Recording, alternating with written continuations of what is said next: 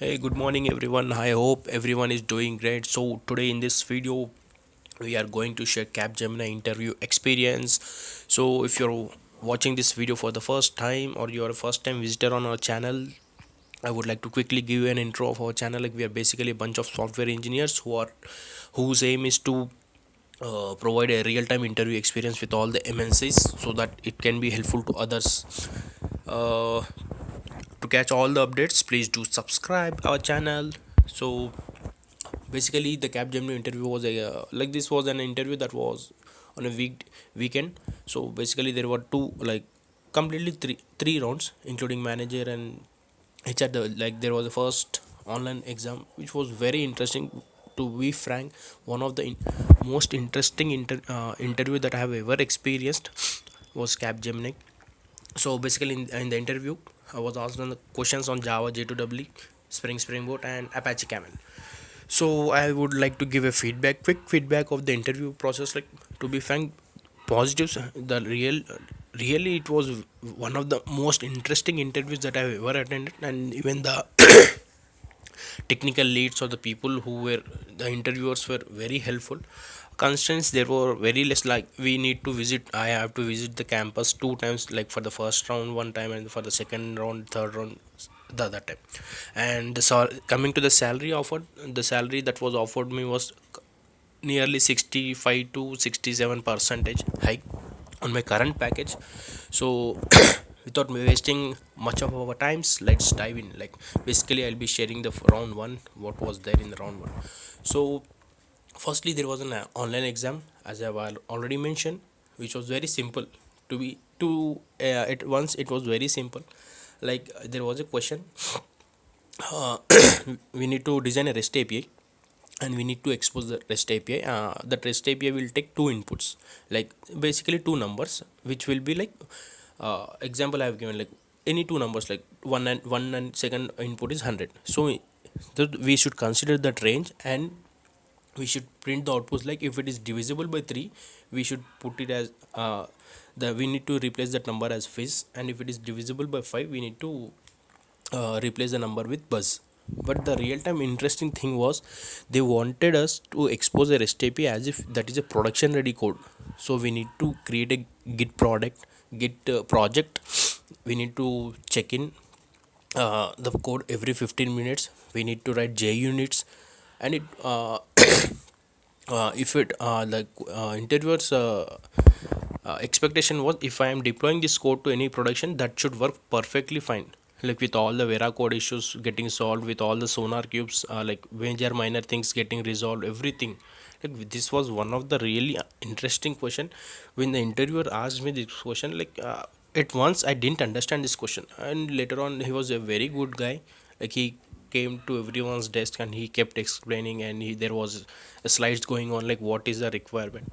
And with some of the efforts, we were able to check in the code. Like it was 1.5 hour exam, like 1.5 hour they was given to us, but we could complete it in 45 minutes, because there is no great logic uh, in creating the output. But the only thing was like, it should be a production ready code, like with all the JUnits, sonar issues getting resolved. Like we need to resolve, no, nothing gets resolved by itself.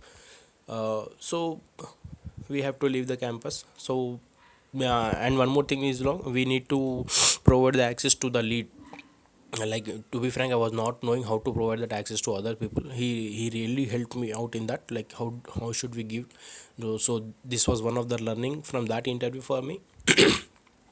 So upon clearing the first round, I was called for the face to face discussion on the second. So like there was a gap. The second round was happening on a weekday. So let's see what was asked to me in the second round. So basically the first question everybody encounters is like, explain your project architecture. So many people, like even I interview people take it very light. Like just they draw a few boxes and they say like, this is my flow, UI will call API will call DB, the same flow comes back. No, never answer this question like that. This is because this is the first question what we encounter. We always encounter like in many interviews, what I feel is this is a decider question. Never take this question as an s- simple question, because if you're not explaining your project like architecture properly, interviewer will, there are 100% chances that interviewer will lose the interest in the candidate if you are not explaining that project properly. Because the project which you are working, if you are unable to explain what you learn in new project, how you will take a KT and how you will proceed in their projects. So always learn what is your existing project, how, like people, many people say like how, whenever we encounter like how like we were explaining in project architecture, definitely there is a question how authentication works. So many people just give one liner answers like LDAP authentication works. What is LDAP? Learn that how LDAP authentication works, how your application is connecting to LDAP, how like in LDAP how they are stored, the username and password, how they are stored, everything you should know. Many like 80 to 90% people don't know how LDAP works. There is one liner answer.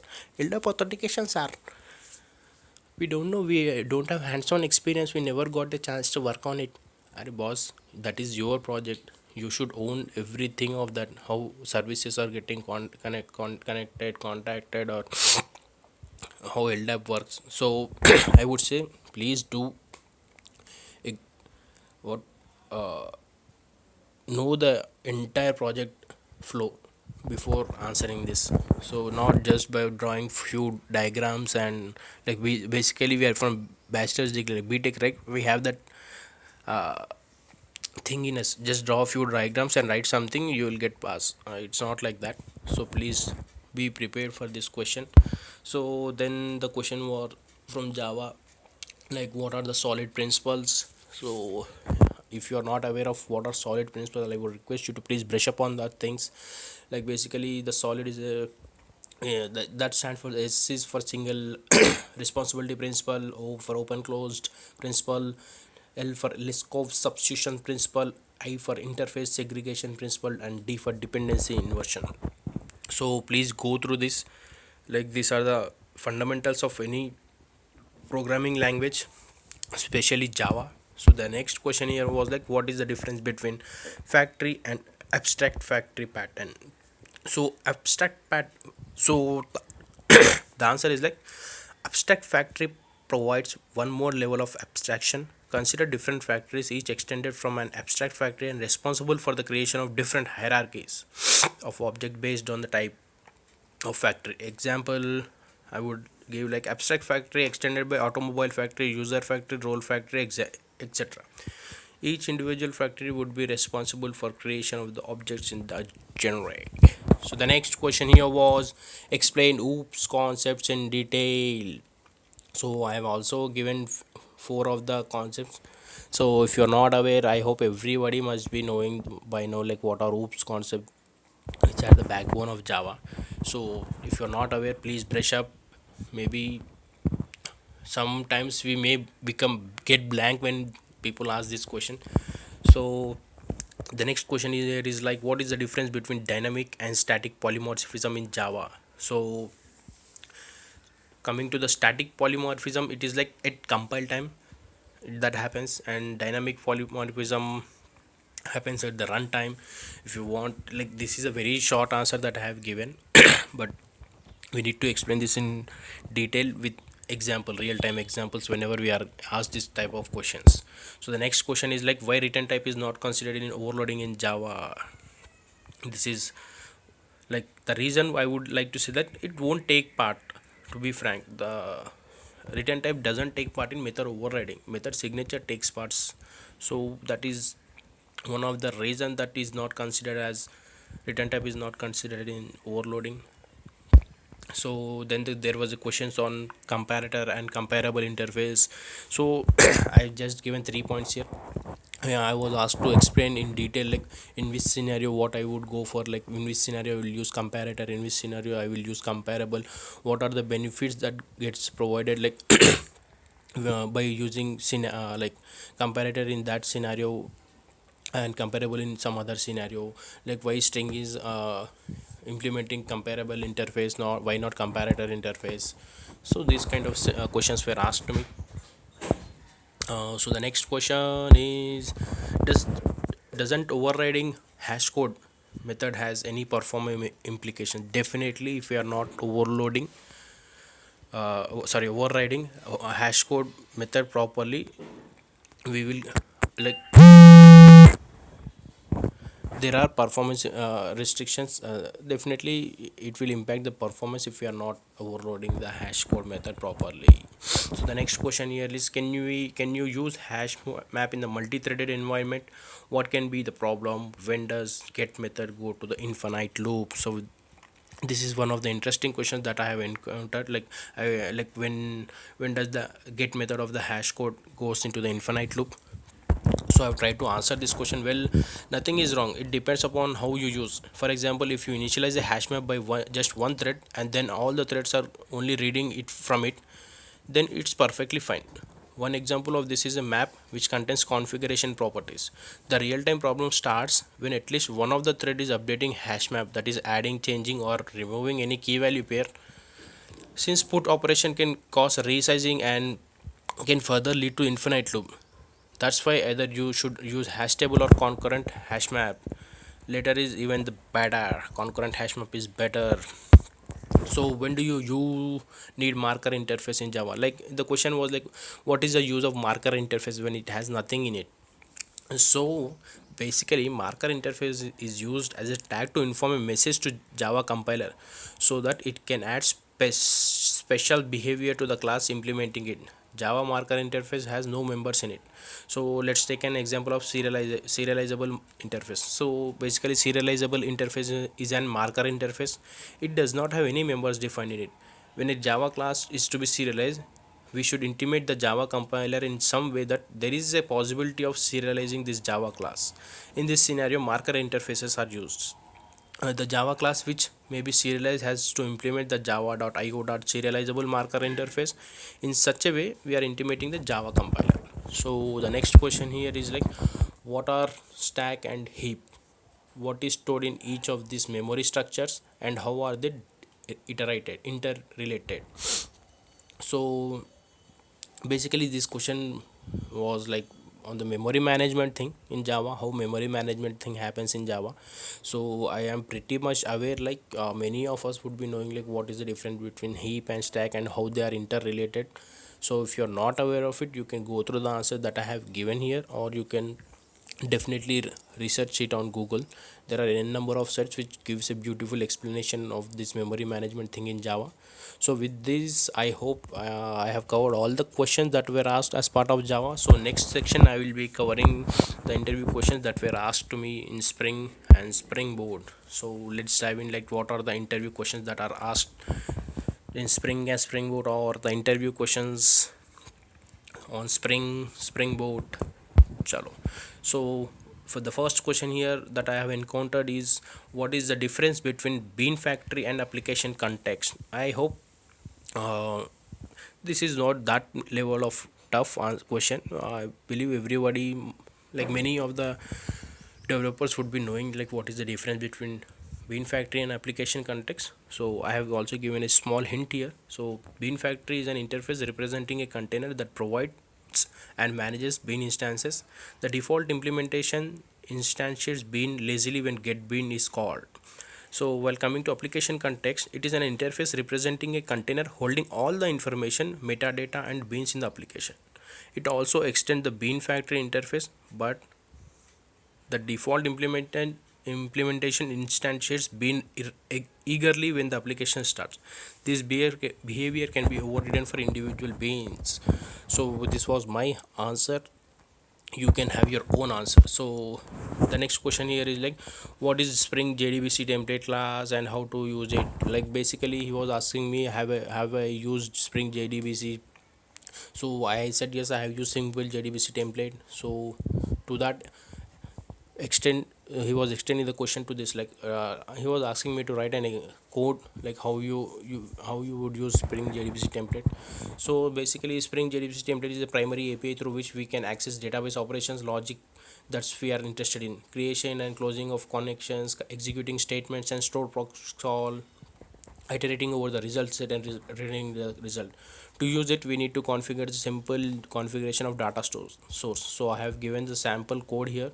You can go through it. I hope everybody must be knowing by this time like how the data source is configured. So if you are not aware, you can go through this. Halt a video for a second and you can go through that code below. So the next question is like, what does Spring Boot do?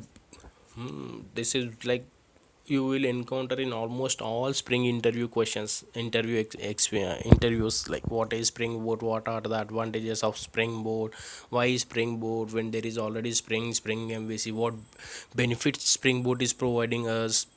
So what does Spring Boot does? So simple answer is Spring Boot aims to wrap all the Spring components in a convenient way with no external XML configuration whatsoever. So basically Spring Boot wraps the Spring application framework itself.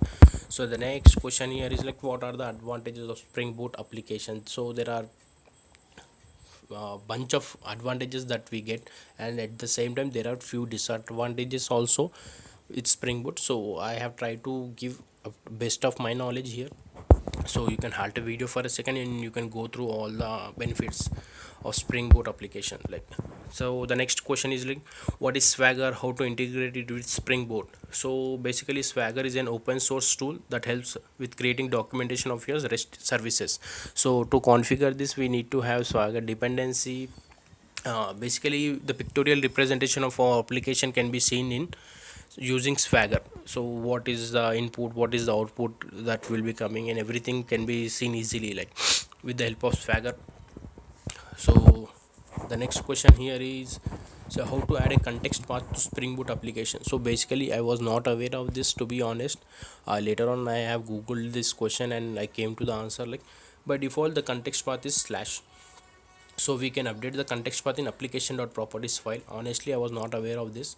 So for example, if we are trying to add context path as my slash my context, we can add it as server dot context path equals to our path context path value. With Spring Boot 2.0, the same code can be added as server dot servlet dot context path equal to slash my context path. So this was the answer for this. So the next question was like, how to access a value defined in the Spring Boot application, like Spring Boot application.properties file in Spring Boot. Or so basically the question was like, how you are accessing the properties, how you are accessing the values from dot properties file in Spring Boot. So I have given a sample code here, like how, like with the help of @value tag we can access the values from the properties, like we can read the values from the properties directly. So the next question here is like, how to configure logging using application.properties. So this is a way we can, like I have already answered it, how we can configure the logging. So halt a video for a second and you can go through it. Like, these all are very simple questions, to be frank. Directly googling it, can we can answer these questions. So the next questions are from Apache Camel.